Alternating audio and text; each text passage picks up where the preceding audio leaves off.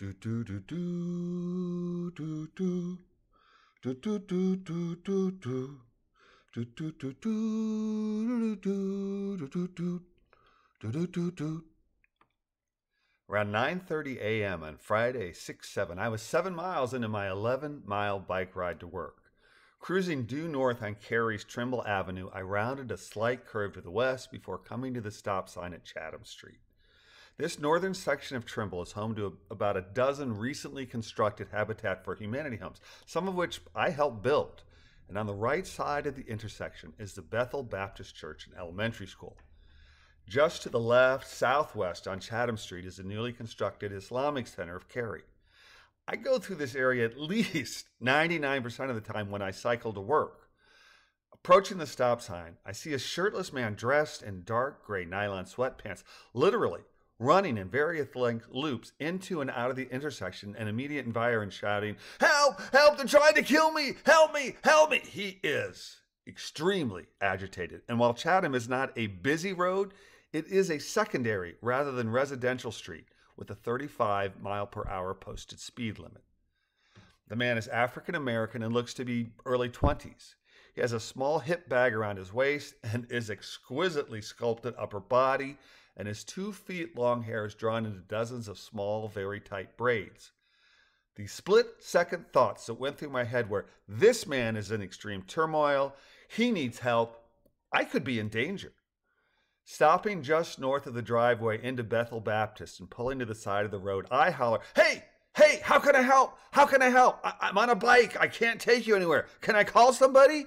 "Yes! Yes!" he screams back, still running in circles and either frightened, tripping, having a psychotic breakdown, or setting the stage for a criminal act such as a carjacking. "Call somebody!"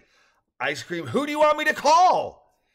He returns to running in and out of the street, screaming, "Help me! Help me! They're going to kill me!" both in general and to the silver SUV that is on Chatham approaching from the northeast.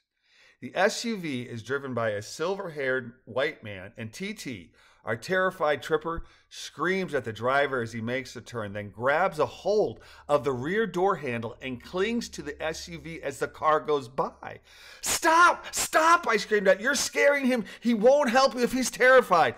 And by the age-mate man's facial expression, he is indeed highly frightened. The SUV driver does not panic. He pulls into the church parking lot and puts his car in park while TT continues his fear-filled and frightening mantra.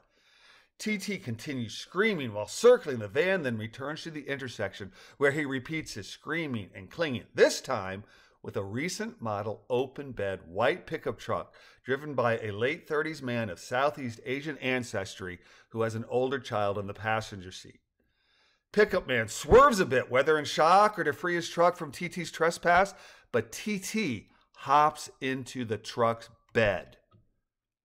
Pickup truck dad follows Silverhair's lead and pulls into the church parking lot while I pull out my phone and call 911. The phone rings over half a dozen times before the operator asks me where I am and the nature of my emergency. I very calmly explain where I am, what I have seen, and the operator tells me they've already received other calls and a patrol car is on the way, to which I say, the guy is African American and he's extremely agitated, but he does not appear to be armed. He's shirtless and very well muscled, but I've been watching him for 3 or 4 minutes and he hasn't hurt anyone.